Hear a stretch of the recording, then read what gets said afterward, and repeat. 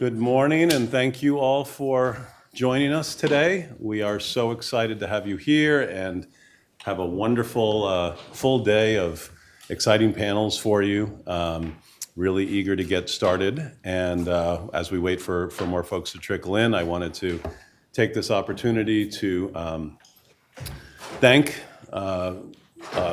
first of all, Dean Dana Matthew, the Dean of GW Law School, for coming to all of our events to provide opening remarks, and also to all of those who helped put this event together. We've been planning since last August, so we have a great team, and Dean Matthew will have some thank yous for those involved in that process shortly. So I just wanted to say a few words about just how grateful we are for Dean Matthew's ongoing support of the Environmental and Energy Law program here at GW. We are building out. If you were here yesterday, you learned that we are actively building out the environmental justice dimensions of what our program offers, both curricularly and extracurricularly. And Dean Matthew has been a tremendous source of support for that role and that objective. So Dean Matthew is not just a fantastic and enthusiastic leader of our law school, she's also a very well-established scholar in health law and health equity issues, and that's just been a wonderful synergy in terms of what we're trying to do in our program, most recently evidenced in launching an EJ, Environmental Justice, mini clinic at GW Law. So we are incredibly grateful for her support and delighted that she can kick things off for us for a very big day ahead of all things environmental justice and climate justice. So you're in for a treat. So without further ado, please join me in welcoming Dean Dana Matthew.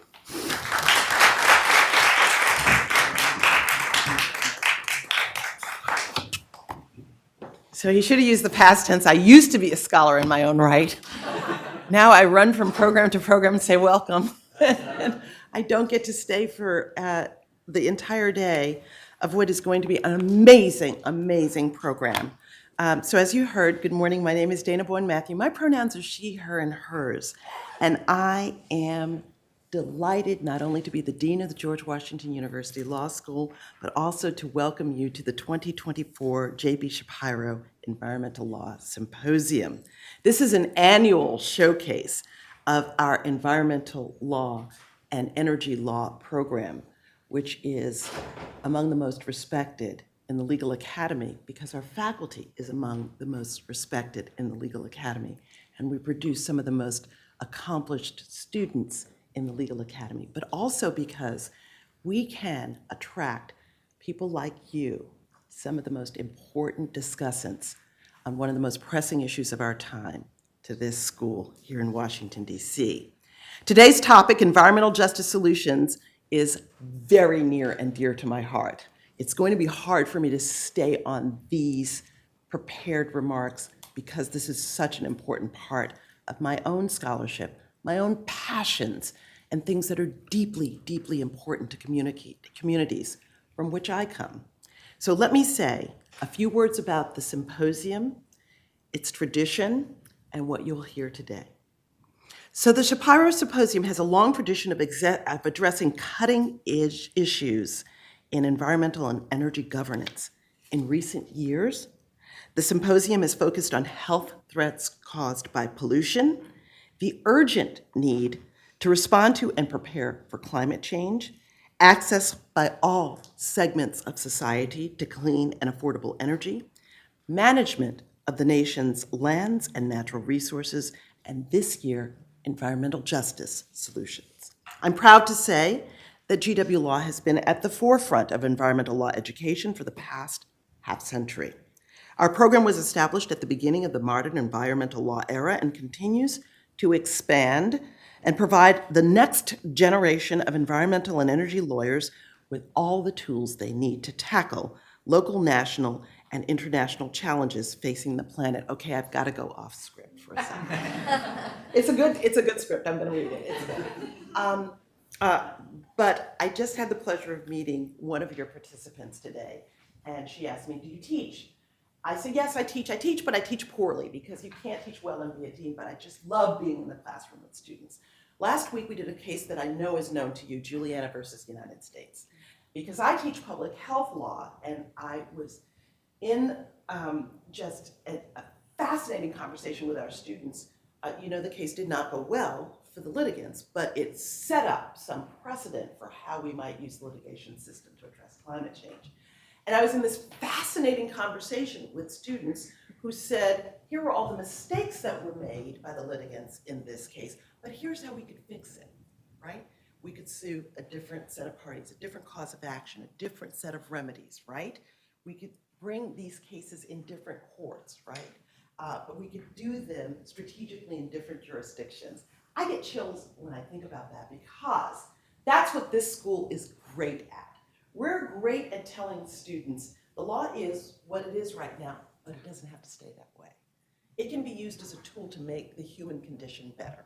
And that's what's exciting about this law school, about the conference that you're undertaking, and it's what brings me too much enthusiasm to stay on script. I promise I'm going to read the rest okay, so over the next 2 days, you will hear from some of the nation's leading scholars, environmental justice lawyers, youth climate justice plaintiffs, and activists. What a great combination. You'll hear from Indigenous rights advocates and other experts who are actively engaged in environmental justice initiatives in the United States and around the world. I extend my sincere gratitude to many distinguished panelists, speakers, and participants who have assembled here at GW for this critical discussion, and you are an all-star lineup. We're very proud to host you. This year's symposium is exceptionally timely as an environmental justice and climate justice issues take center stage in global negotiations and in cases before international and regional human rights courts, as well as in tribunals, proposed enacted legislation at all levels of governance, and active grassroots movements around the world. At the federal level, the United States has made great strides in supporting environmental justice communities. And with the EJ 40 initiative and the Inflation Reduction Act, there have been significant amounts of funding to help promote a just transition to a sustainable future that disproportionately burdens certain communities. Let me briefly highlight the great panel discussions you'll be enjoying throughout today. Our first panel this morning celebrates diversity and interdisciplinarity in confronting the pressing challenges of environmental justice and climate justice with a focus on youth community organizing and Indigenous engagement. Wow. In the global level, climate displacement and migration is a burgeoning crisis that requires environmental and human rights communities to collaborate and find solutions. So panel 2, the second panel of the day, will address regional case studies on the pressing issues from South Asia, the Middle East, North Africa, the Americas, and Charleston, South Carolina. I don't know how you get all those together in the same panel, but there you have it. Also, on the global level, there have been an explosion of significant recent victories and important pending cases around the world on strategic climate litigation, with a focus on the intersection between environmental protection and human rights. So, panel 3 of today's program will address recent developments on these issues. And finally, on the local level, environmental justice grassroots campaigns are stronger than ever. So panel 4 of today's program will address the intersections between environmental and public health impacts in local case studies around the nation. Let me extend my gratitude to our amazing environmental and energy law team here at GW. They have worked hard to make this program possible and to give you the excellent panelists and discussion that you will experience. So first, let me say thank you to you, Randy Abate. Thank you for all your tireless work. Every year, the Shapiro Symposium gets better and better, and I thank you for all your work. Also, Claudia Delgado and Yingzi Dai, thank you very much. You're everywhere. You're on every call, every Zoom meeting. Thank you for all that you do to support this symposium throughout the planning process and indeed to support the school. And we're excited to announce the appointment of Professor Giovanna Gismondi. Did I do that right, Giovanna? You did it right. Yay, thank you so much. as the new environmental law fellow in our program. She joined us on March 1st, so it's a pleasure to meet you. And you've already provided valuable support for the Shapiro Symposium and other program initiatives. I am delighted to share that you will teach a human rights and environmental protection course this semester. It's wonderful. I'm the dean. I don't even know what's going on in the building, so this is a great opportunity to welcome you here. In other exciting news, this will be news to me too, so I'm glad to be here for it. I'm thrilled to announce the launch of the program's new Environmental Justice Clinic. No, I knew about that. The Environmental Justice Clinic in the spring of 2024. It's led by Christina Appa. Christina, are you here? She's not here yet, but I've heard about this clinic, who's also a moderator of the Environmental Justice and Public Health panel for today's event. It'd be so cool if I could come back for that.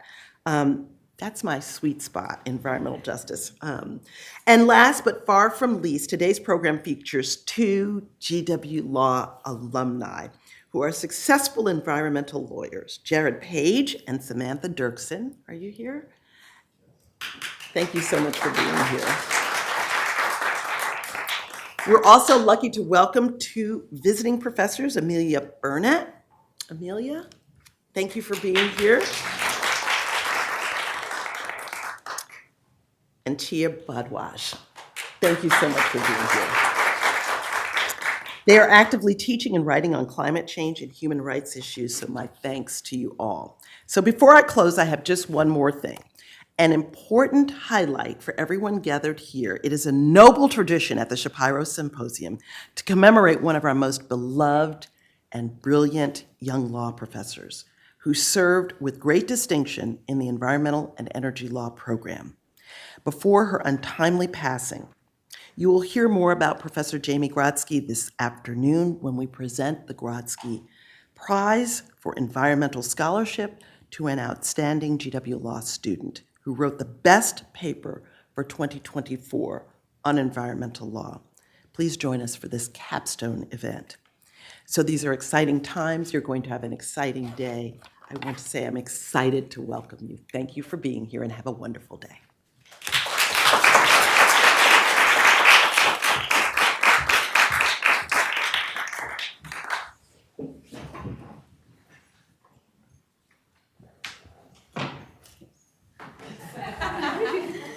So we're ready to get started with panel one.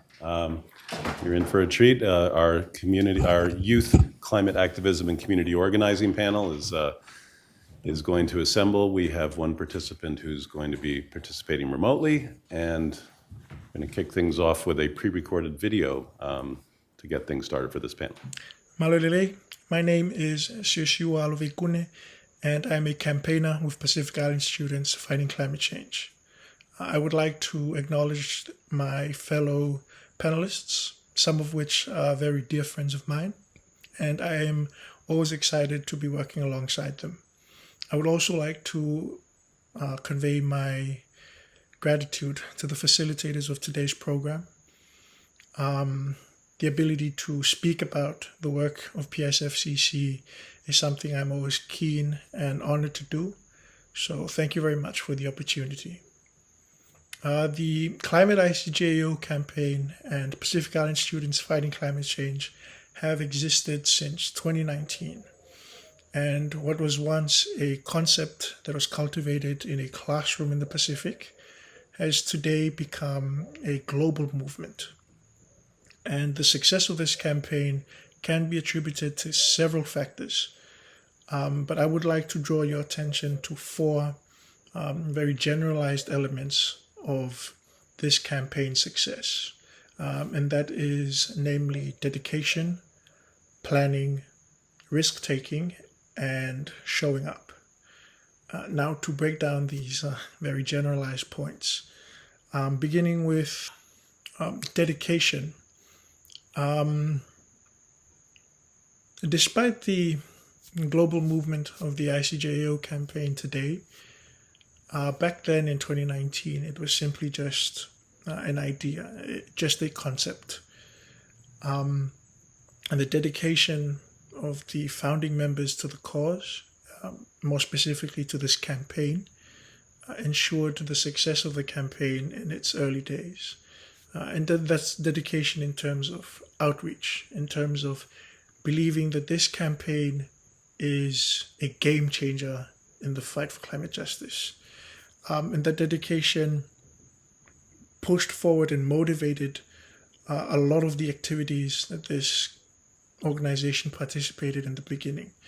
However, that dedication cannot work on its own because it requires a lot of planning, which takes me to my second point, but not just any kind of planning, deliberate and detailed planning, as well as ambitious.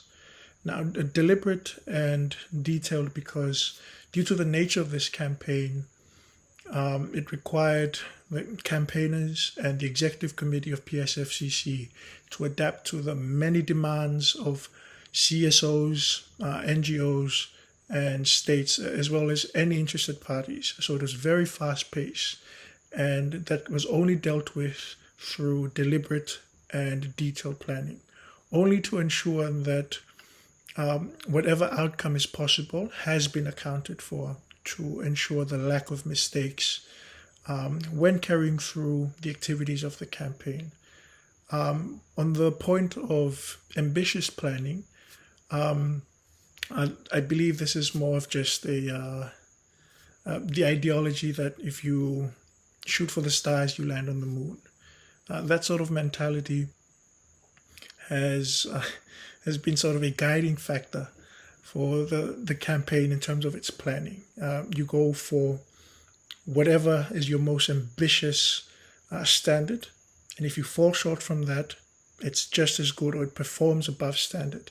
That sort of planning has helped us move forward in such a pace that is, I guess, unique to the ICJAO campaign. However, this ambitious planning does not yield success if risks aren't taken, which leads me to my third point, and not just any sort of risk-taking, but calculated risks, because in order to have successful, ambitious plans, you have to have the capacity to take risks on these ambitious plannings. And on the note of risk-taking, it's worth mentioning that PSFCC cannot take all the credit for the success of this campaign. Much of it is attributed to the government of Vanuatu.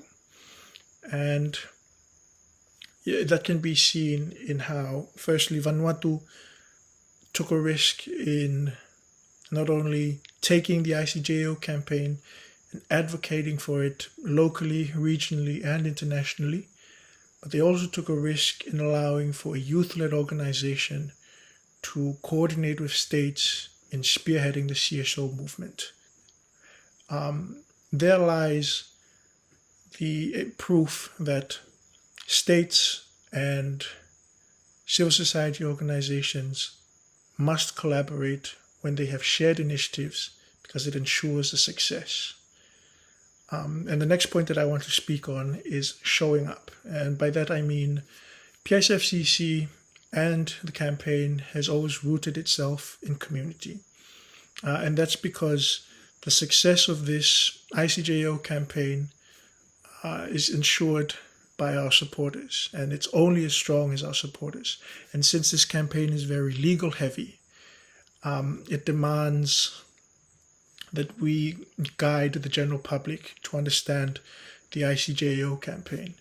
And that's done through strengthening your networks or creating new bonds.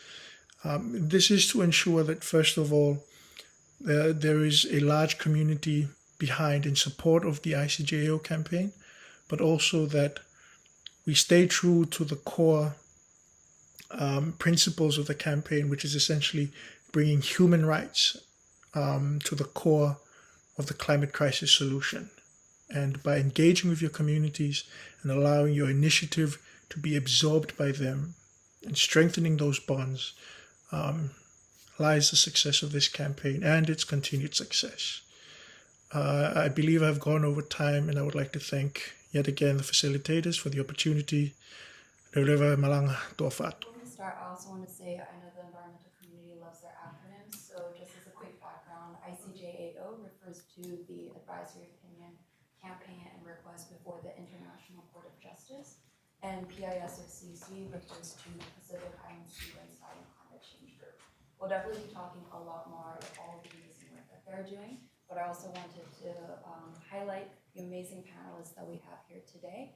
Aisha Siddiqa, Alicia Maldonado, and then Juliana Tolosa Serna. So I'd like them to introduce themselves really quick, and then I can go through the room show. So maybe we can start with Aisha, who is joining us online. Good morning from Aotearoa. My name is Aisha Siddiqa. I come from the Mochi Bala tribe in Pakistan.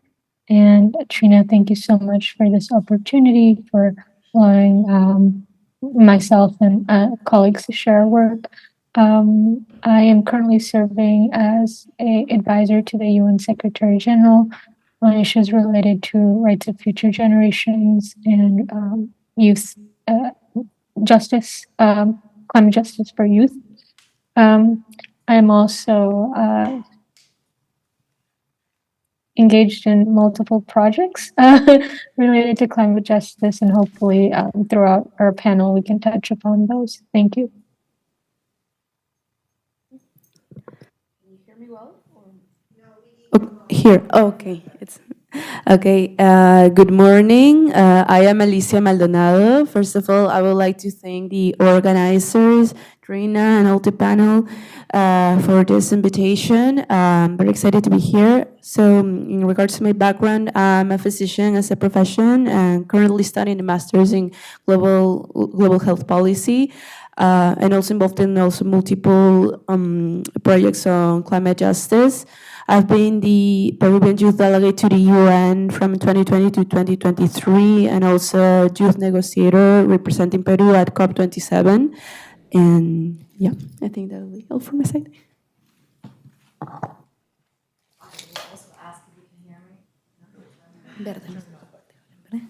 Hello. Oh, great. Good morning. My name is Juliana Tolosa Serna, and I am a Colombian-American filmmaker that ended up here on accident. I organize with Fridays for Future USA. I am one of the national coordinators, and I'm also part of the New York City local group. My work started off as making video content, communications content about the climate crisis, and then it just kind of like spiraled out of control. And I started organizing with Fridays for Future digitally, administration, and like operations. And then when I moved to New York, it started doing more of that grassroots support. I also organize with Youngo, which is the official youth constituency of the UNFCCC, and I'm part of the Youth versus Fossil Fuel Coalition. So as you can all see, we all wear very many different hats here. My name is Trina Chiemi. I'm a Japanese American climate activist and also a law student at Vermont Law School. And I'm also co-founder of a youth initiative called Face Intergenerational Justice, or Fast Action on Climate to Ensure Intergenerational Justice. So today we're just gonna start you all off with, I really wanted to do some storytelling on some of our own personal experiences advocating at the policy and legal spaces, and really just talk about, some of the challenges that we've been seeing and what are some examples of successes that really inspire us and make us want to continue doing this work, especially when things can feel so depressing and so, scary all the time too. What brings us together? And so I just wanted to say very quickly, we're inheritors of this world, but we're also future leaders and catalyzers of change, and we've been some of the strongest advocates. And thank you to Siwa as well for sharing the wonderful video of Pacific Island students fighting climate change.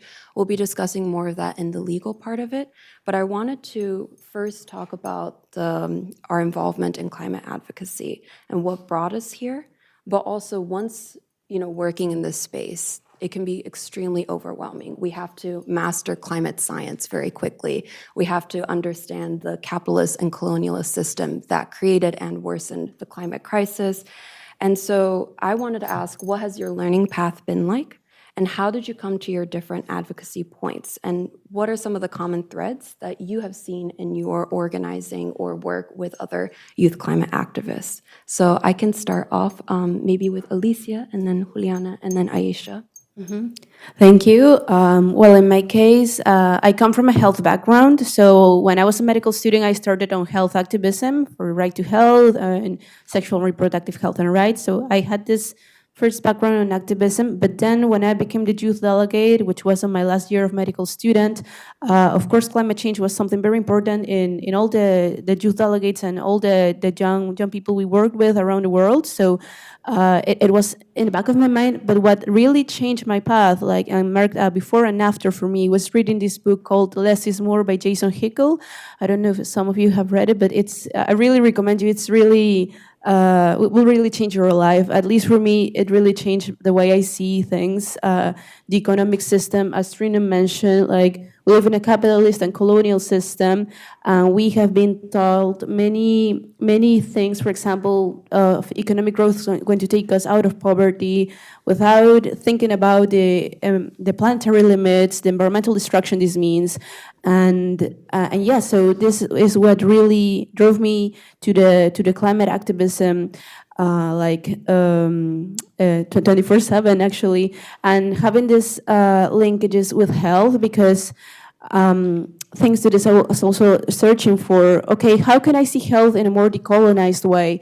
And in Latin America, there is this cosmovision of Buen Vivir, an indigenous cosmovision that speaks about health and about the relationship with the environment you live in, with food sovereignty, with right to water and sanitation, and how we should respect our environments and our ecosystems for us to have a good health and well-being, but not only us, not only from an anthropocentric view, but also from like the health and well-being for all the living beings here.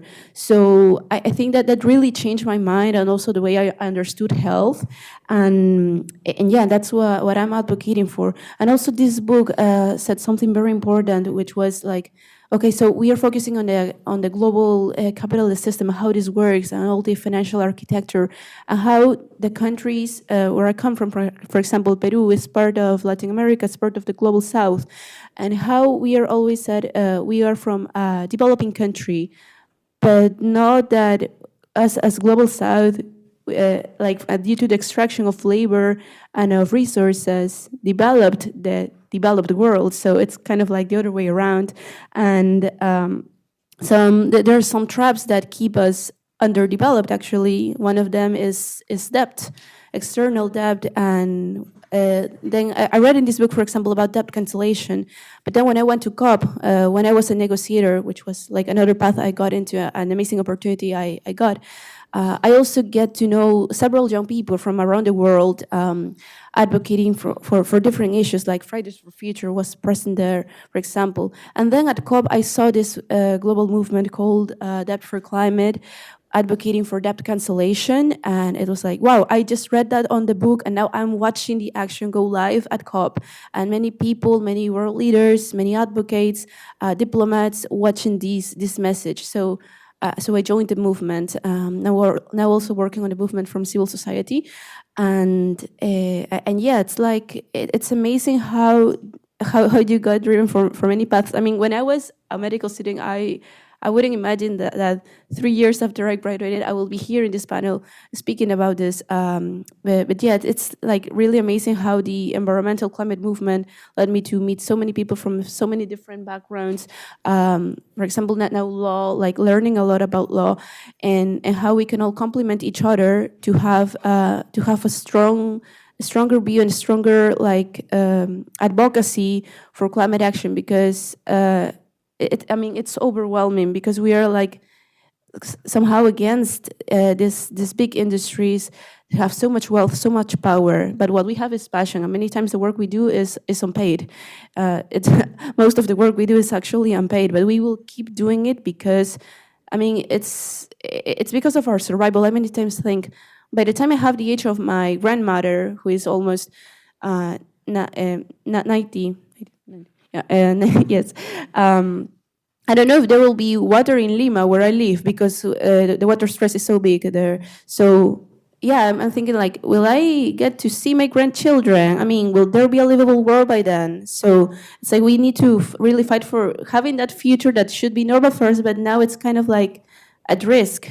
You know, it's actually at risk. A risk. So yeah, maybe just stop talking. Thank you so much, Trina, for the question and for that amazing answer. So I was raised in Colombia. I was born there. I moved to America when I was 11. And in Colombia, I had a pretty good, for a kid, climate education. We learned all about like, oh, climate warming and the ozone layer, as was then known. Then I moved to Tennessee. In which, at best, the climate crisis is like, kind of irrelevant, a problem for later, and a problem about glaciers and polar bears, but just very, very abstract. And at worst, it's a complete lie made up by foreign countries. And so to me, as a little kid, in which all my climate education depended on the educators to teach me, that was really, really confounding. And so I kind of like stopped paying attention to it. But then I was being raised as a filmmaker, I watch movies, I devour them. And so I am learning all these things about environmentalism, about nature, about environmental justice. And I'm feeling more and more frustrated that I kind of want to align with this, but there's nowhere to plug into. I mean, I can't really talk about it here. Like it doesn't exist. It's made up by China. Or so my teacher said. So then I moved to Florida, senior year of high school. I get a better understanding of the risk, but it's still very debilitating. Like there is nothing I can do. These are big corporations. These are the things that politicians should worry about, and I cannot. But eventually in film school, I got hired actually by a nonprofit called Sustaining All Life to make videos. To edit these videos about this thing called COP. And I was like, okay, I guess. And in that, I got forcibly climate educated because I had to edit all of these videos. And it was wonderful. It was like, wow. So like I'm editing this United Nations Conference of the Parties conference. I said conference twice. And there are people younger than me organizing on a local level, on a national level, on an international corporation, and it was great. And I was like, hey, the next video that you need, like you don't need to charge me for it. I'll make it. And they're like, oh, great. We don't really need any more though. Thank you. And so I reached out to an org that I saw a lot of the video come up, Fridays for Future, and I went on the sketchy WhatsApp and I was like, hey, I'll do whatever you need video-wise. And Earth Day was coming up, so that was great. I made a lot of content promoting further Earth Day actions. And suddenly they really needed me to do a lot more than that. And I was like, okay, yeah, I'll respond to the Instagram and I'll make graphics and I'll do onboarding Zooms, and then I would go to the local actions. And it just really, really like kept spiraling and growing. And it was wonderful because it was also really scary because it was so different from what I came to do. I came to make videos and to make content. And they ended up responding to emails that were like, Dear Greta Thunberg, I have the solution. So I became active when I realized, this is all that Fridays for Future's theory of changes, to make a local group, you're not required to have an action. You're not required to talk to your local representatives. There's no requirement to make a local group. The only requirement is that you have some sort of inbox in which people can join, because the only thing that we want to focus on is breaking the cycle of silence.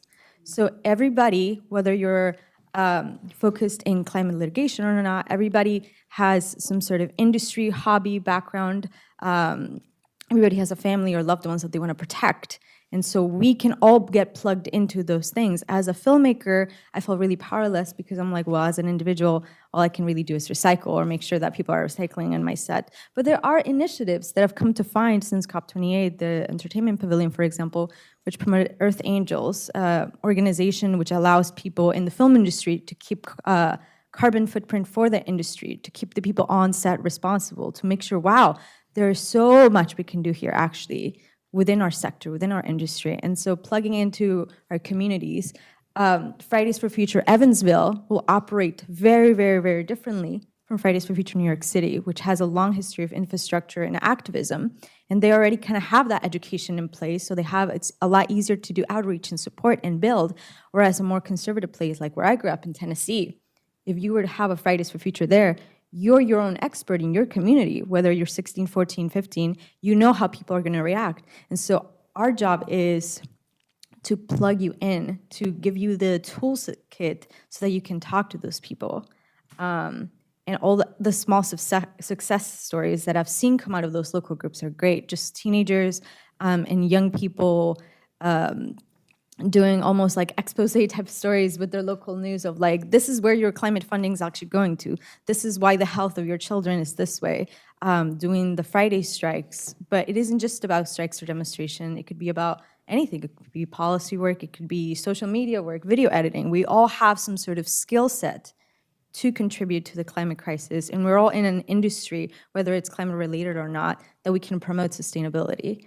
And so those kind of success stories locally that then make these national coalitions, that make international coalitions to like the Youth versus Fossil Fuel movement, that's all really, really great. And yeah, I'm excited to be a part of it. Aisha?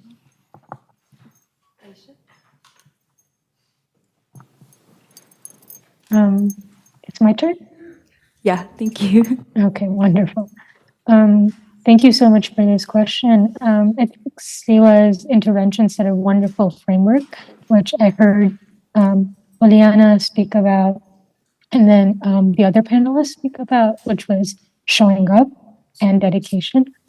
And for me, the question, Trina, was what are some patterns that you've used in your organizing? And is that accurate? Exactly, yeah. Yeah. I think my story begins many, many generations ago. I come from a native people that live between two rivers, and we are referred to as Mochigala, which translates as to the people who make the shoes. But my family has lived on the subcontinent of India for generations, before the state of Pakistan was created, and before British imperialism, and also before the monarchy of the larger subcontinent. And my family has had the responsibility of taking care of the water for the generations that we've been there. So my grandfather essentially manned the river, and he did this by working with other individuals in our community to bring water streams into the village when the river was heavy, and closing them up when the river was beginning to thin out and dry out. And this ensured water reached our agricultural landscapes. It ensured that water reached our communities. And it also ensured that there was human interaction with our natural world. I think sometimes when we talk about the natural world, we almost like not only make it this, deity that is untouchable, or even if humans interact with it, it automatically pollutes it. When we say indigenous peoples have lived in harmony with the environment, that doesn't mean that we haven't manipulated it. And I don't use the word manipulation in a negative connotation, but rather in the connotation of working with landscapes to promote further vegetation in their natural structures, or working with the river to promote the water reaches communities, while also knowing how much you can take from it and how much you want to give back. So this has been my history. However, I too, like Juliana, moved to the States at an early age, and it was a tough time. I didn't feel like I fit in for a while, and I didn't feel like I fit in with the Pakistani community nor the general community because I come from a very, very small village. I've lived in structures, like I saw skyscrapers for the first time when I came to the States, or buildings more than 2 stories. um, and so I didn't do much work, or I wasn't actually aware about my own family's history until tides changed. And this is where peace and conflict come into my story of why I've been engaged in climate change. In 2011, Pakistan became heavily involved, or we were involved in the war on terror beginning in 2001, but around 2011, the aftermath of all the things that happened between 2001 2008 started to wreak havoc in our communities. The Taliban and the army and insurgent groups were heavily concentrated in the northern area, and there was ostensibly a war going on against marginalized people, especially the tribal people. There are regions in Pakistan still to this day that are closed, that you cannot come in and cannot get out of, and that's where the tribal people live. These people have also been subjected to US drones that were looking for Taliban supporters and the Taliban itself. And that meant that there were suicide bombs near my family's home. That meant that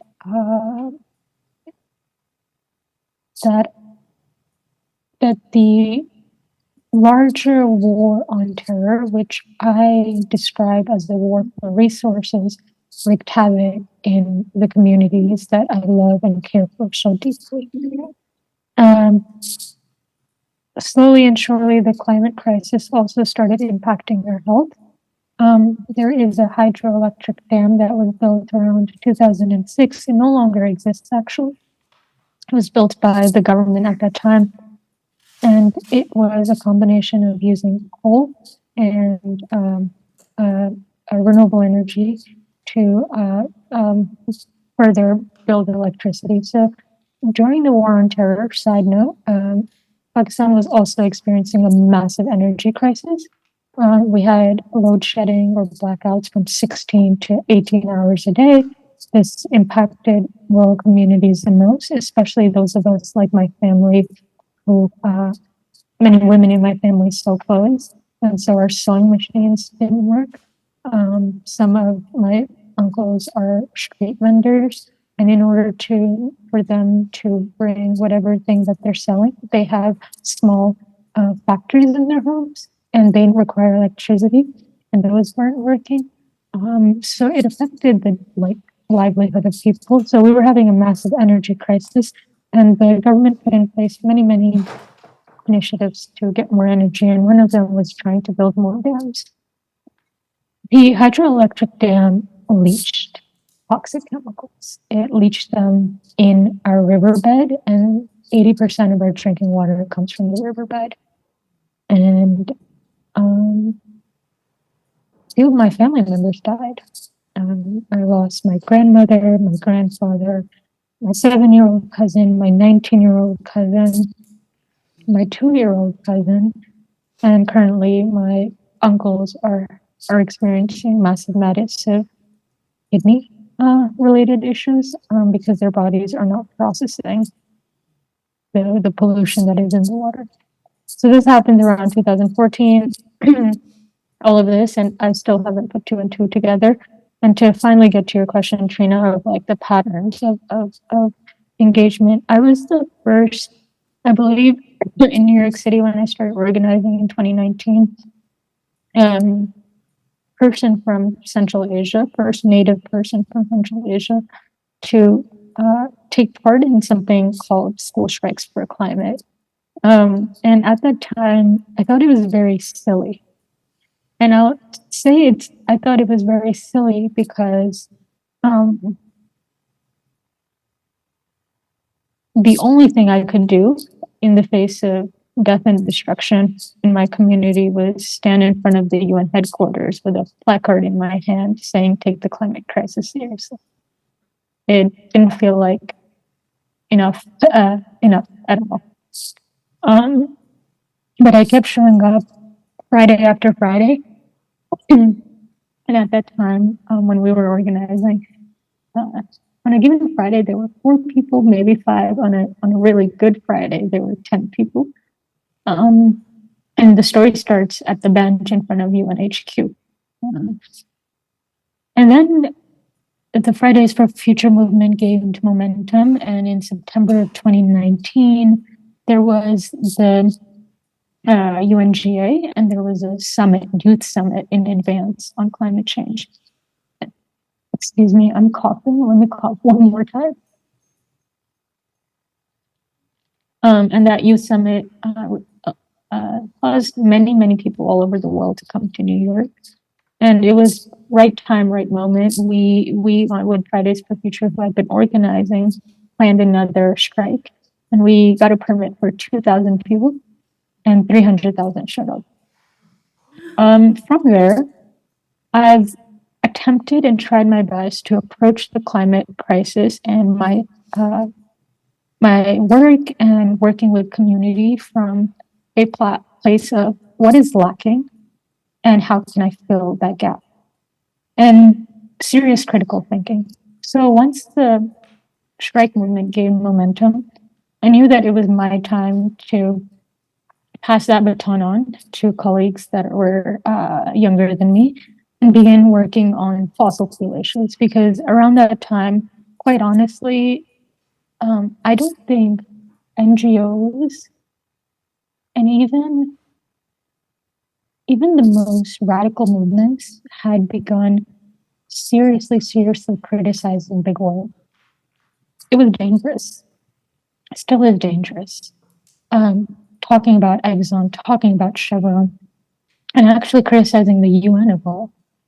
So my colleagues and I, Helena from the Amazon rainforest in Ecuador, whose community has quite literally faced the effects on Exxon causing damage and leading to massive death in her community. My friend Isabella from Indiana, who lives in areas of the states that are more or less cancer alleys, and myself, we began working on a campaign called Pooters Out. And my Pakistani identity coupled with my US identity, I really wanted to work in the international space. And so we asked we organized, and our main ask was to get the COP, which is an annual conference that occurs, as Juliana was mentioning, to actually write a conflict of interest agreement with big oil. That's the campaign we were pushing for. And our inspiration was drawn from World Health Organization, because the same 197 states that make up the membership of COP make up the World Health Organization. And in the late 90s, or actually late 80s, WHO and the states came together to agree to a conflict of interest agreement with Big Tobacco. I know I'm going off for a really long tangent, but I'll finish this by saying Big Tobacco used to be what big oil is. It was immensely powerful. It had, and it still is, and it was a massive industry. And so after this conflict of interest agreement was agreed upon at World Health Organization, that's when we started seeing the warnings on cigarette labels. That's when we started seeing taxation on cigarettes, and also age limits enforced further. And there was culture populated among Europe and the first world countries where Big Tobacco was seriously criticized. I'm going to say that Big Tobacco did go to the global south and start selling its product like mass, but suddenly there was regulation. And with the taxation, there was a change in culture. Same could be used for the fossil fuel industry. And our fight, it was both a seed. Now the UN is actually negotiating a conflict of interest agreement, and Youngo has a working group. But at that time, there wasn't one, and it was just the couple of us that were part of Polluters Out that started the conversation on fossil fuel that wasn't happening globally. And then from there, I've been working on more or less filling in the gaps again, seeing what isn't being discussed and attempting my best to work with the community to bring it forth. And I'll be very, very happy to touch upon those projects in the next question. I just want to take a moment because all of those answers were so beyond, interesting and compelling. And I think it brings us to the point of how this isn't just something that we're doing because it's fun. It is, as Alicia, Juliana, and Aisha were talking about our survival, our family survivals, our future family survival as well. And, to touch on your last point, Aisha, I wanted to mention this. Some of the threads that I see a lot too is this accountability piece, because we're inheriting this world that is polluted, really because of big oil, fossil fuel industry, as well as, all of these other polluting industries.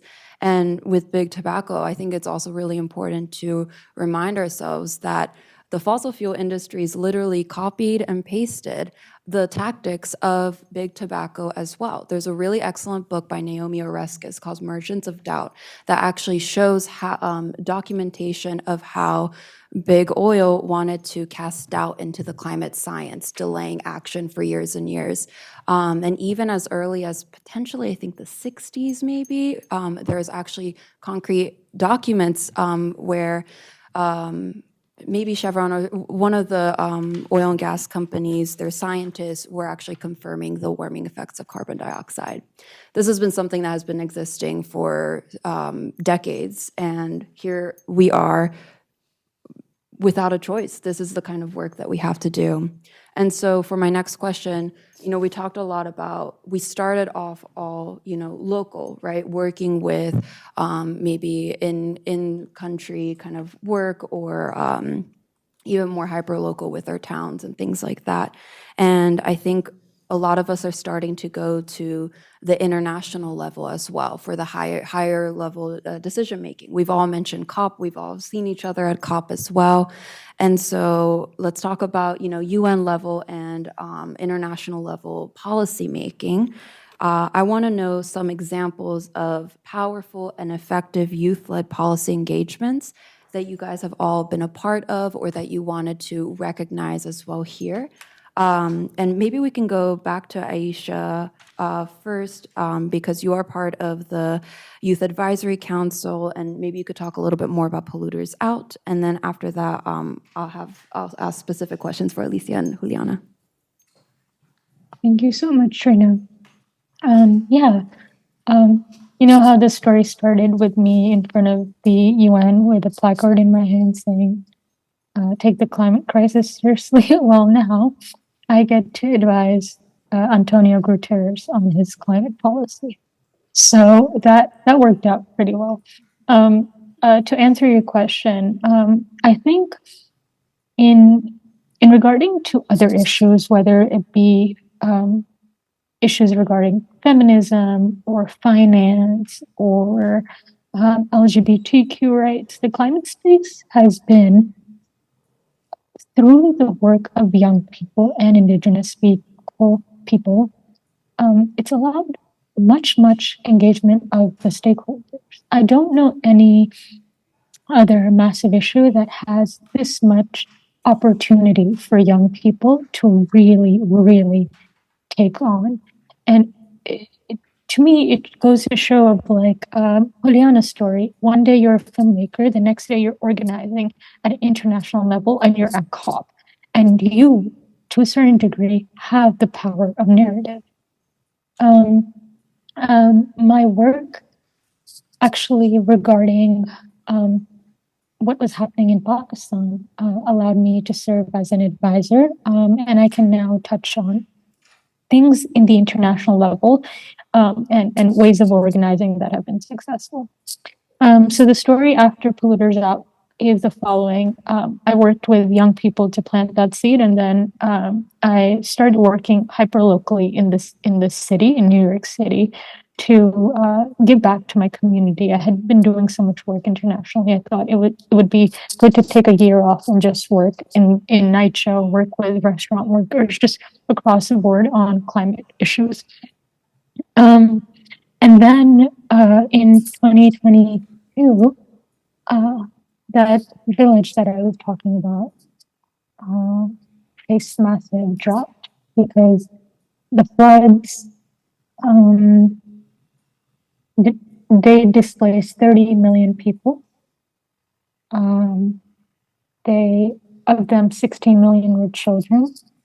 And the places that felt most of the impacts were Balochistan, Gilgit-Baltistan, parts of Punjab, and parts of Sindh. Gilgit-Baltistan, Balochistan, and Sindh are home to the largest number of tribal communities that we have. And people's families' graves drowned. Women were giving birth in flood zones. We had water sitting in areas for weeks at an end that then caused mosquitoes to come that spread dengue and cholera and all these issues en masse. And what happens to the land happens to the people. When the land is sick, the people become sick. And so once again, my family members were sick. My little cousins were suffering from cholera, babies, 6 months old. And it became very, very personal.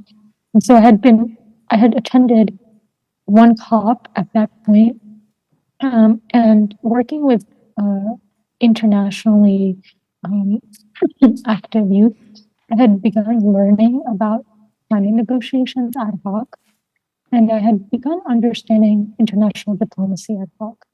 And I joke oftentimes I was raised in the hallways of this international mechanism because that's literally where I grew up. Started age 19, now I'm 25. Like what I understand to be politics and how to engage, it was like Alicia was saying, very much in the room, watching it happen and being required to take action. So my colleagues and I actually sat down, and at this point, again, to what I was saying before,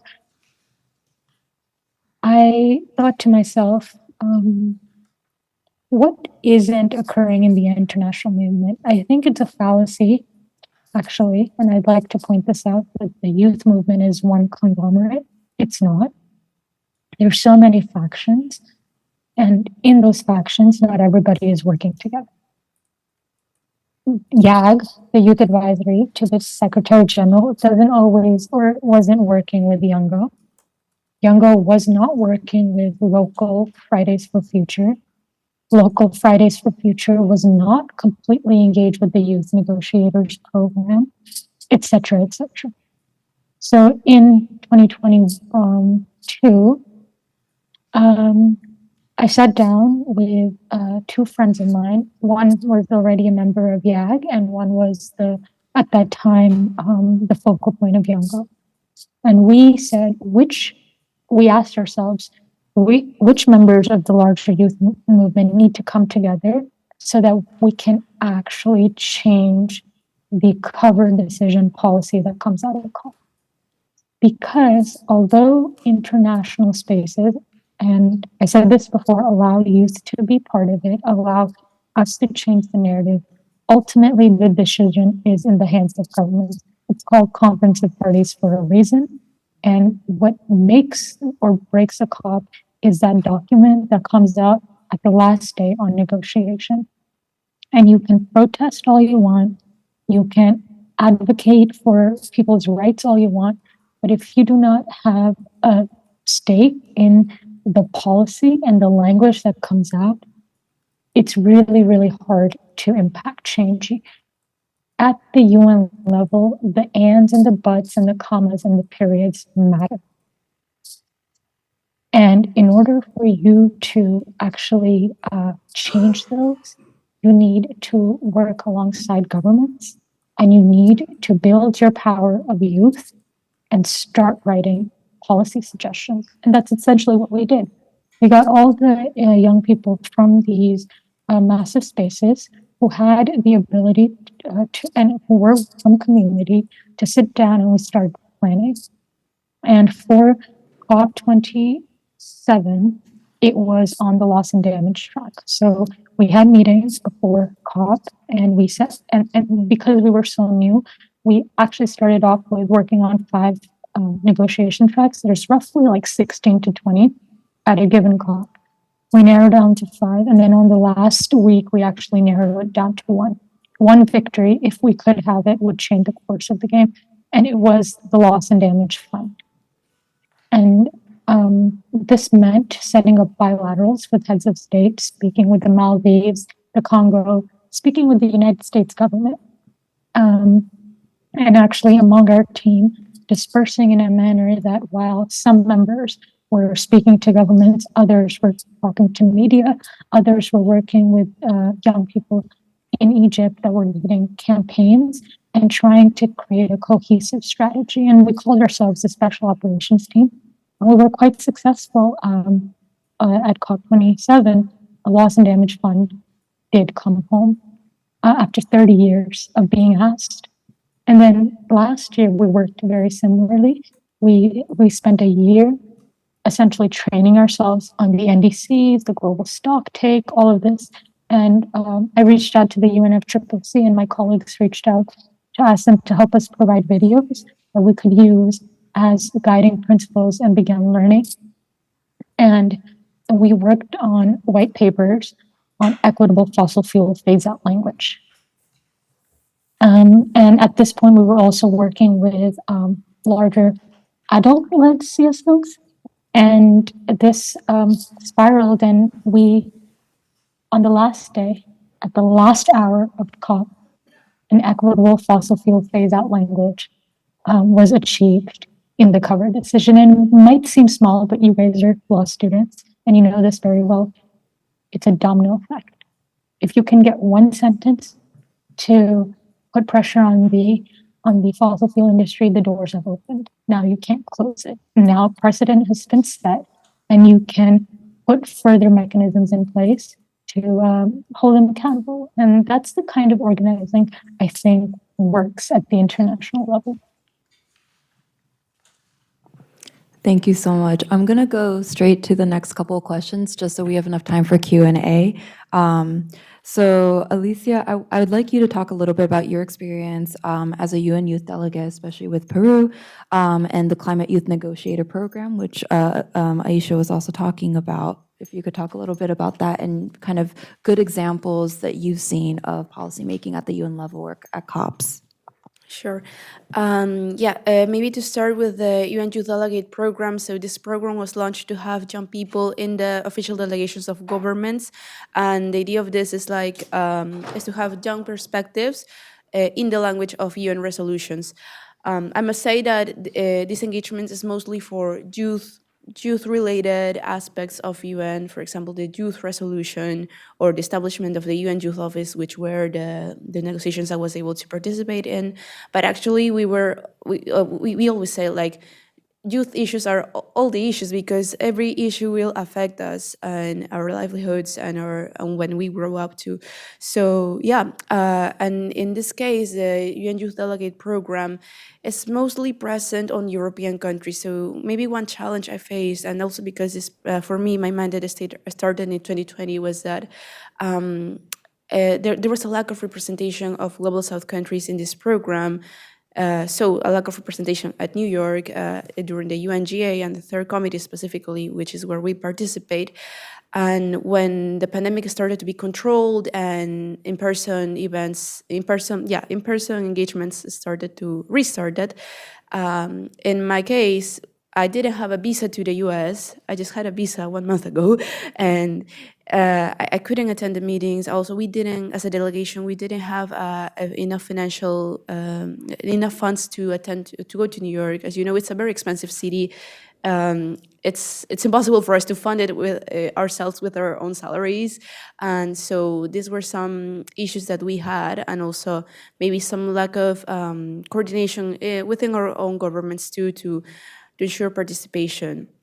So one of our main advocacy points as youth delegates in Peru internally was that we need sustainable funding for future youth delegate programs. And happily, this has ended up in, well, my period has just ended, but for the next youth delegates, there is, at least for one, there will be funding to attend New York. So this is a big win because we didn't have it before, and the youth delegates before me also couldn't attend if they couldn't afford it to themselves.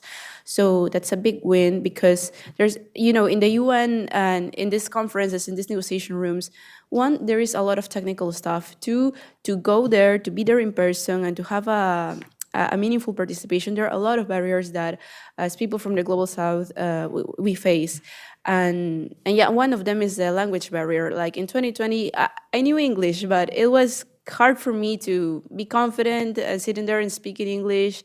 I usually had to go write everything I need to say and translate it several times to make sure that my message is being delivered well. Then I had a lot of practice that has changed, but still it is a big pressure because I know a lot of youth activists back in Peru that have amazing ideas, but they struggle with this language barrier, and that's not fair. And even if Spanish is one of the official UN languages, we may have the translation in our ears, like in these official events, but then on these corridor conversations, which are the ones that make a lot of impact during negotiations, those are in English usually. And yeah, that's a really big limitation.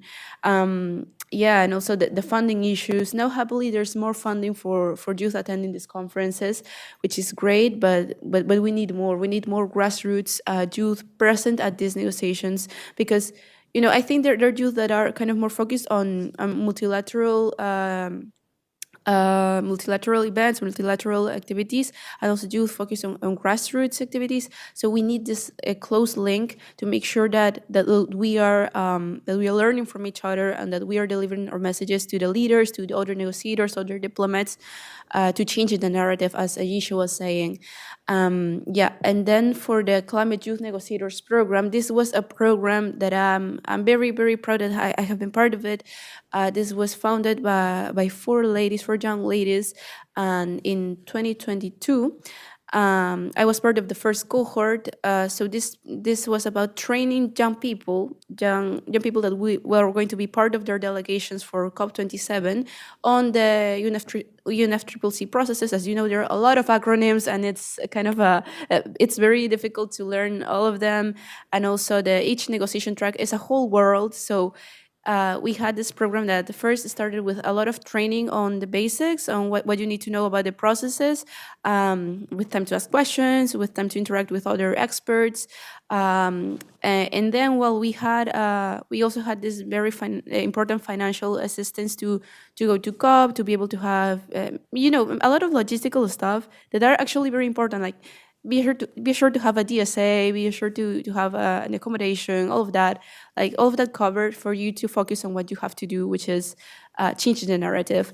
And then also, very important thing is the community building, because we were by that time around around 30 countries. Now last year it was around 50 countries. It has grown, and the thing is that we knew each other. So I knew friends from Panama, from Paraguay, from Fiji, from India, so a lot of countries from different regions and from different negotiation groups, and we were a community, pro-community due to the program.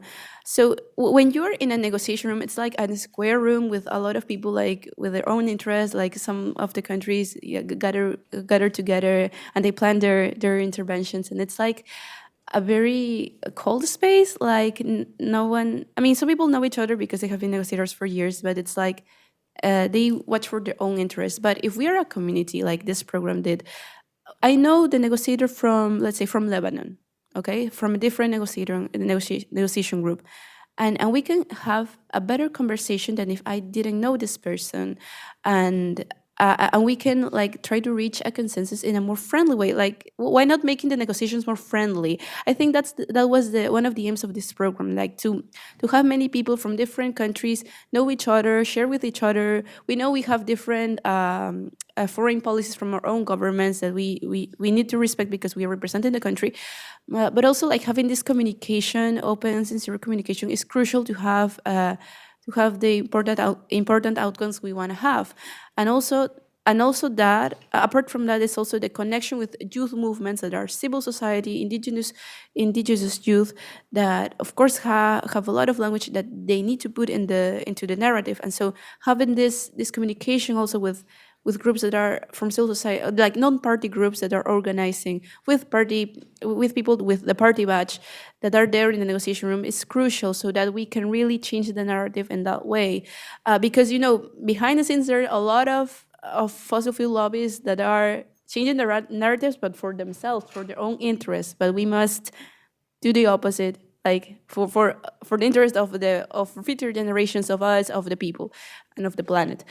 So that was part of that was one thing of the Youth Negotiator program. And also, like, one thing that I really liked about this program is the focus on mental health, because at COP it's very overwhelming. There's a lot of movement going on, and for some people this can be really too much. So this program also focused on something very important, which was to preserve our health, physical and mental health. There can be times where you don't eat all day, so it can be very challenging. And when you are not well with yourself, with your body, then it's kind of difficult also to pursue your mission.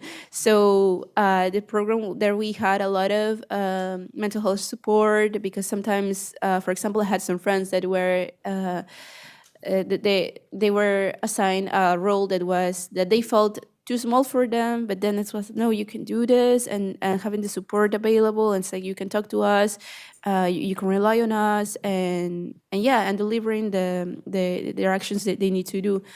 And for me that was extremely important, because if I think that was a huge privilege, like, to have this constant support for your mind, for your body, and this community. You can that I honestly can call them friends. They are from different time zones, different countries, but I really can call them friends. And the next year, which was for COP28 last year, I joined as part of the program. So I was a negotiator in the first time, but then I joined as part of the program to support the team on the activities I have to do on the ground, because the program is growing.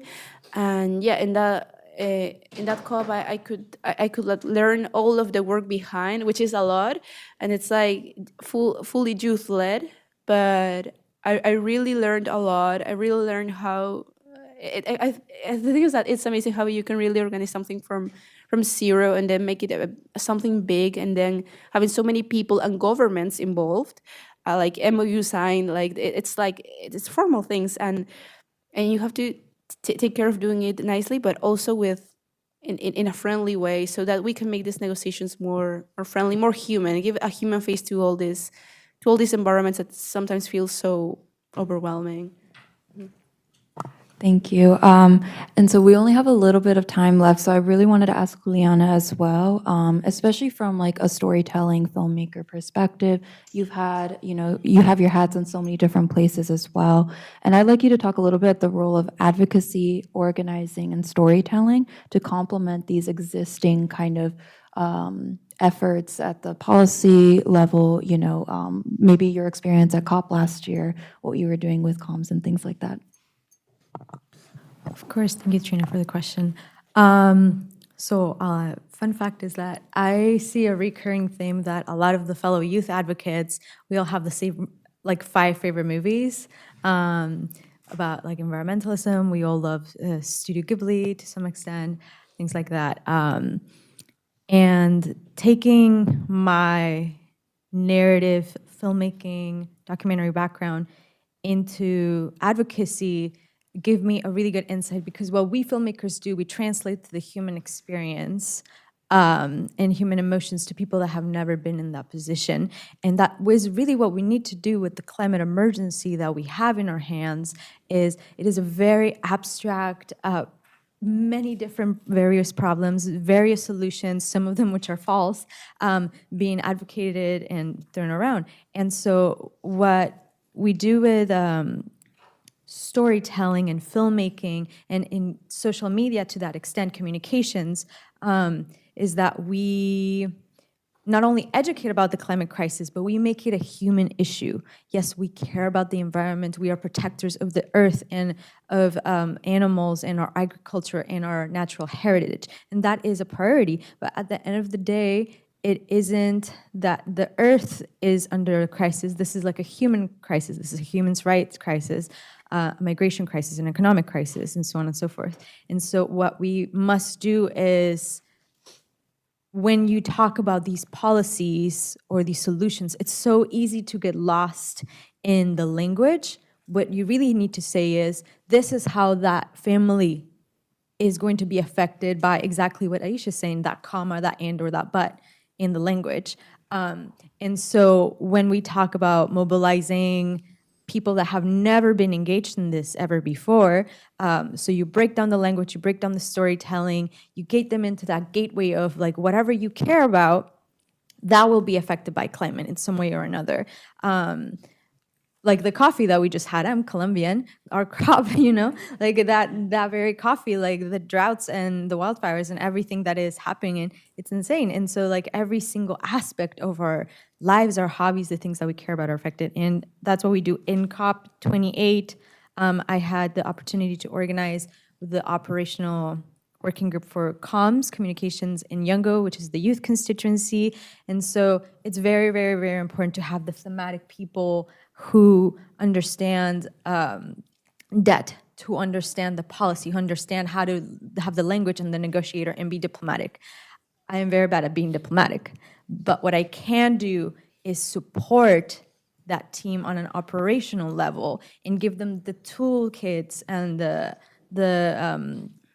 amplification, so that not only can they get support on a grassroots level locally, but that when we're on the ground, we can mobilize and communicate to each other and say, hey, everybody, update, like this is what's happening. My favorite example of this is someone recently made a Instagram account like UN News, but it's kind of formatted like the Gossip Girl.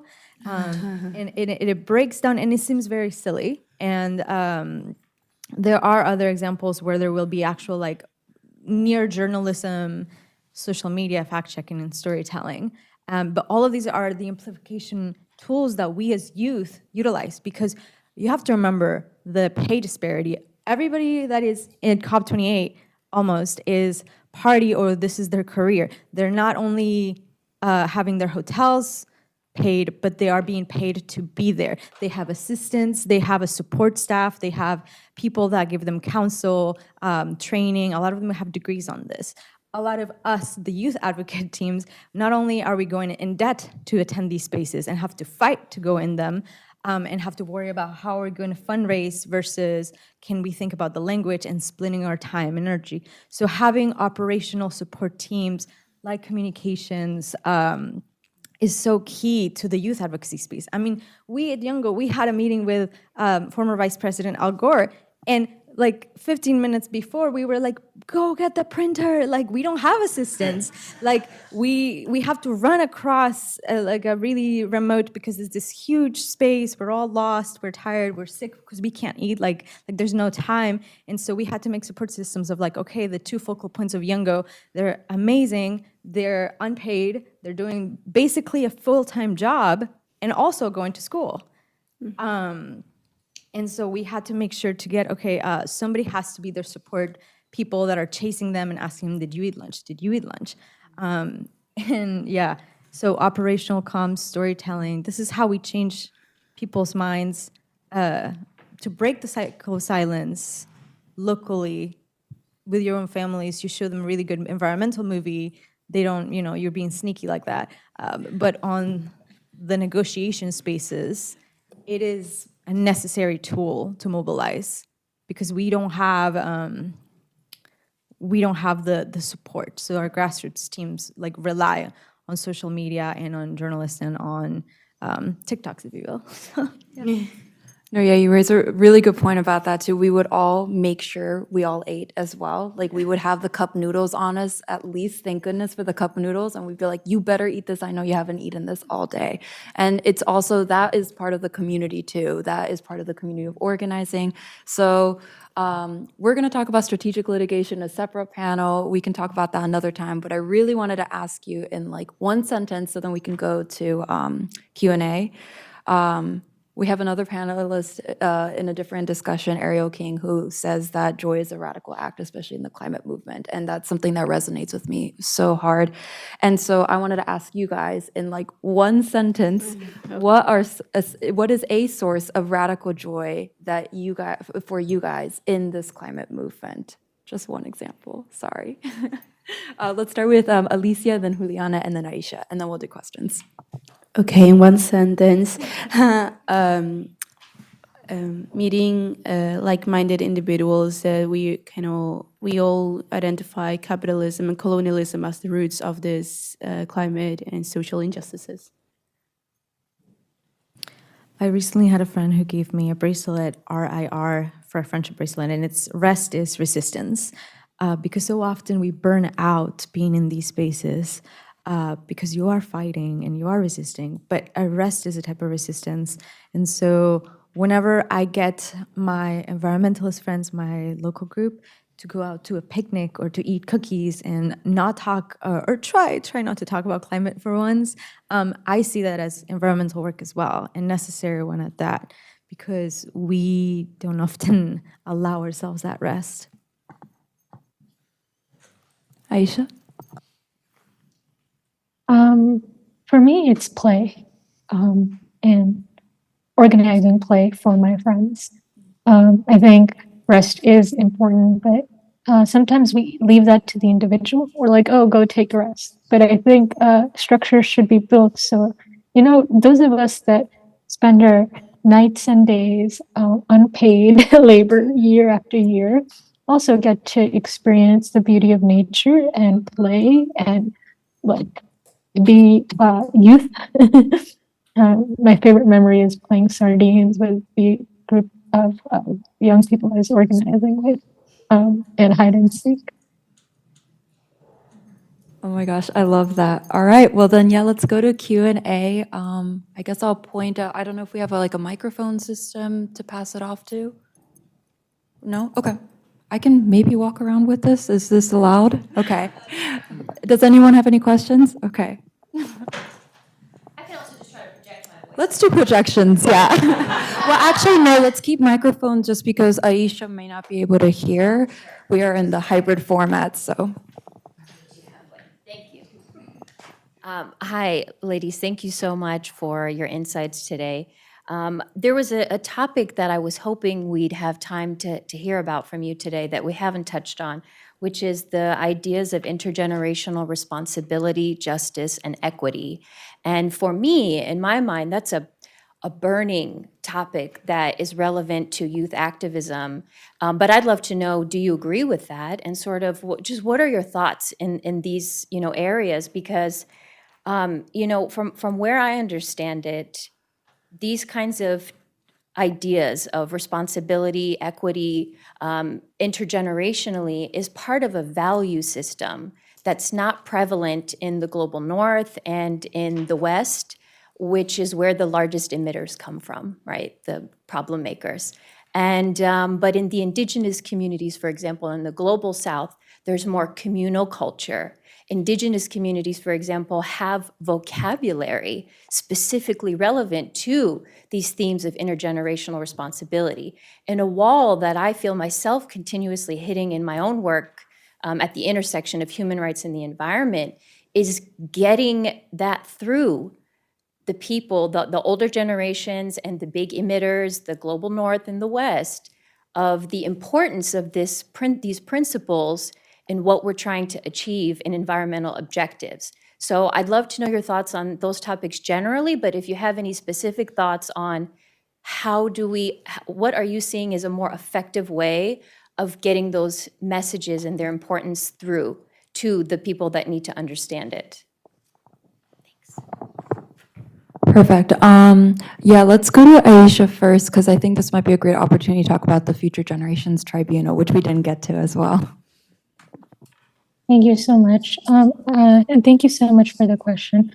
On intergenerational equity, not only is it unclarified at the international level, I think the campaign that Siosiba was mentioning, the advisory opinion, which is going to the International Court of Justice and asking the court to define what states' obligations are regarding climate change to its citizens, will open many gates for intergenerational equity. But to get to your point more clearly, yes, it's important. Not only is it important because youth are, going to be affected. I think we've said this, but unlike other crises, young people are as important stakeholders as states, as frontline communities, and intergenerational equity, I think, from a strategic litigation angle, needs first to be something that we believe is ours before we can get, or as we get the international legal mechanisms to change it. One answer to that, and it's something that I've been looking carefully at as well, is to begin defining rights of future generations, and begin defining them in a democratic and as participative manner as possible. And to your point, Trina, one approach we are taking is to begin a People's Tribunal on Rights of Future Generations. And so we want to go from community to community and do exactly what you're saying, of have hearings of youth and young people as young as 4 to as old as 25, tell us what they have lost to the climate crisis so we can articulate what needs to be established. And we can take the knowledge of many ancestors, many communities that have in their constitutions rights of future generations articulated, communities that have metaphors for children to be at the center of every law, every policy, everything that comes out of it, and use them as frameworks to propose an international youth people rights declaration on rights of future generations. I think one thing with intergenerational equity, which I would really want to highlight, and I think PISFCC has done so well, is that as somebody who works at the international space, I often go knocking on the door of the UN or go to these COPs asking governments to take action. And I think with rights of youth and future generations, the people closest in proximity to youth should be the people that begin articulating.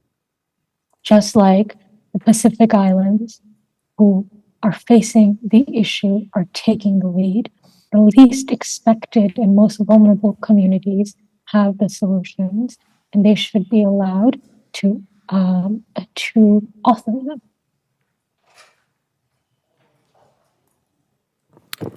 Great, thank you. I'll also quickly mention, a lot of my work has been, last year we were organizing a youth amicus to submit to the Inter-American Court inspired by PISFCC and World's Youth for Climate Justice, which is the global arm of PISFCC. And so we submitted a youth amicus for the Inter-American Court's advisory opinion request. Hearings are going to be happening in the next couple of months.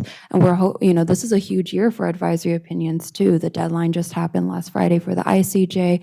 And there's going to be a lot. I've been reviewing a lot of the, there's over 250 amicus briefs that were submitted for the Inter-American Court. And so many of them talk about, this principle of intergenerational justice. And also lots of other youth amicus briefs as well were submitted, which is really cool because especially in law, it can feel like, very exclusive. The language is not as helpful, especially for young people that, don't know what an amicus is. That was a lot of my organizing last year too. Hey, this is an amicus. Amicus means friend. Okay, let's, work on that as well. And so I think we're going to be seeing a lot more being said. There's the Duarte Agostino case that is happening at the European Court of Human Rights. April 9th is when I think April 9th, 10:30 a.m. I have this on my calendar. That's when the outcome will happen. So that's the other part of it, not just policy, but the legal part of it is what young people are also tapping into, making sure, oh yeah, we're going to be excited for this court hearing to try and figure out, okay, what are the human rights obligations that make sure that the principle of intergeneration equity is protected. So do you guys have anything to add, or do you want me to go to the next question really quick? Yeah, okay. Okay, I see. Oh, wait, I'm going to go here first.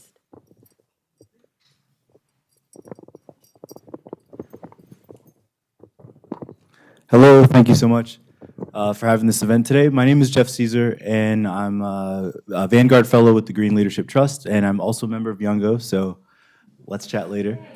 What's up, guys? Yeah, so I really appreciate your question, because that was exactly what I was thinking. But like we've at organizations like COP, COP is great and it's very important. However, whether the teeth are actually there and they're actually sticking to what they're deciding on is a whole other story. You've got the EU's Green Deal right now. It's probably one of the biggest, most progressive, quote unquote, green infrastructure programs that's been put out, and they're investing a lot of money into it. However, when you actually go through and read it, they're hitting all the marks. They're talking about circular economies and donut economics, but they're leaving out the very important fact that the circular economies they're referring to are within the EU. And they're ignoring the fact that in order to develop those circular economies, they're gonna still be extracting minerals and resources from the third world. And on top of that, it's their ability to develop, these really nice circular economies in Amsterdam and Holland and throughout the EU is also based on a history of colonization and 500 years of extraction. And so the conversation of reparations and, as you were saying, intergenerational equity and understanding those things, I feel like there's a big pushback. And so, they really want our conversation, they want our activism, they want our youth. But when we get to those places and we have to fight and struggle to get there, they take those recommendations, they water them down, and they don't really want to concede power or authority to us in order to make sure that those things happen. And it feels like they are, I hate to say this, but it feels like they're gonna have to die before we're able to actually get these issues solved. And to be frank, I don't think we have that long. If we go at that rate, we can't wait for all of them to pass away in order to pass the baton. So my question is, how else what youth movements are working to build infrastructure outside of the UN, outside of capitalism, that are alternative but also able to withstand and move forward and develop these green economies or green infrastructure programs that we really need to happen without relying on people that may not necessarily want it, or they only want that green check mark to pat themselves on the back?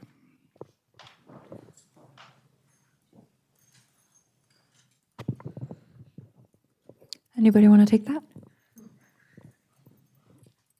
I can go really quickly. Thank you for the question. So the first time that I was invited to the UN, it was for like a 3-day stint. And I was very excited. I was going with some friends that had been in these spaces for a while, and they were like telling me all about the panels and stuff. But I came to very, very quickly realize that the real work in these intergenerational, intergovernmental spaces is in the hallways. The real work is in the meeting the people that have the same interests, the same struggles in a different continent than you, and putting together how did you overcome it, and building those relationships and those coalitions and those movements that then you can take locally and take back again in the international, and then take locally again, and it's kind of like a wave. And so for me, Fridays for Future, what's so great about it, it's that it is local change, but on a national network, on an international network, that we do that. We come in with the grassroots stuff of like all of, well, at least in the US, a lot of us in our local groups, we have pipeline working group, where it's like the people that are fighting against the pipelines, they meet up, and then that on a national level, and then on that international level, how could we support, for example, the people at UKYCC that are dealing with the pipelines in the UK? And so, yeah, for me, it's always about like, come with some sort of, yes, a policy and language, and be ready to fight with the parties and give it your all, but also come with like not a plan B, but also a plan of like, what am I going to take out of this, and what am I going to bring into the hallway? Because the hallway itself is a negotiation. The hallway itself is the big space and the meeting them. I can also give a brief answer to that. So I learned just some time ago about this idea of the drinkable rivers developed by Leon Foy. So this is an idea where if the river is drinkable, it's healthy. So is the community that is benefiting from this river, and in all the length of the river. So she did this movement where rivers from, I think it was from the Netherlands, they were advocating for this at the local level, at municipalities, like having this, the majors from the municipalities that were in charge of the river, on the different parts of the river, to take care of it, to engage the community, including children, to measure the quality of the river, the quality of the water, and assess its level of quality, with the aim of making it drinkable and restoring it. And this made me think, like, we don't have a UN resolution about a river being drinkable, but it's actually a very nice indicator on what a post-extractivist economy would look like. Like, because it's a sign of a healthy economy. And I think back of the river in Lima, River Rimac, which is far from being drinkable. It's actually very polluted, and it's reflective on the level of pollution, and also of the people in Lima not being as healthy as they could be due to air pollution, due to waste, etc. So it's like, I believe this is an example, a very powerful example I've read of local action that is not like on the resolutions, on a COP decision. I really believe that if we want to include something as a drinkable river on a party-driven resolution at the UN, it will take centuries to be approved, because some countries simply don't like they prioritize some industries that are, which they have activities that are against drinkable rivers. But if we start on the local and engaging majors, like being very local, and start this movement, then it can inspire others and really do the actual change for a post-extractivist, post-capitalist economy, where the health of the ecosystems are necessary for the health of the people, so of the living beings in general. So I believe that could be like one example for like actions outside of these UN spaces. Thank you. Trina, is it okay if I also try to answer this question? Yeah. Last comment according. I hope this is a safe space in Chatham House, in the sense of what says here stays here. I currently represent the UN, but I will be the first person to say that the UN is an ancient mechanism, and it is falling apart. And we're seeing this on many different levels. But at the COP, it theoretically is 197 countries all have one vote. But in practicality, what is happening now is G20 meets in advance of COP, the top 20 countries, and they already have their narrative formed. And of those 20, the G7 meet, and they already have their narrative formed. And what is supposed to be international is seldom international negotiations. And so what's the answer to that? And another thing is, the ICJO is an effort of some of the most vulnerable, but also most most courageous people asking the ICJ to write an opinion, but at the end of the day, it's state submissions that matter. The amicuses or youth submissions are just additional, side notes. But an individual youth cannot go to the ICJ and say, what mechanisms are governments putting in place for my future? An individual young person cannot testify unless they are selected by the state. So we stay in this loophole of government has power. And I think the answer to that of like what alternative systems exist or what movements exist, I will go back to something like the tribunal. I think we as society, as individual citizens, need to remember that the law is functional as long as we require it to be. Words on paper are just words on paper. They mean nothing. And we forget that the laws that exist today or the mechanisms that exist today, they were preceded with a movement. Civil rights were preceded with protest. Rights of women were preceded by protest. And the same should be done, perhaps not protest because we've been doing that, but something along the lines of a people's declaration that we uphold, and where we say, okay, in order for a circular economy to exist in, I don't know, a tribal community in Pakistan, this must happen. And the best person to tell us that is somebody from that community. And I think we need to take the law back into our hands.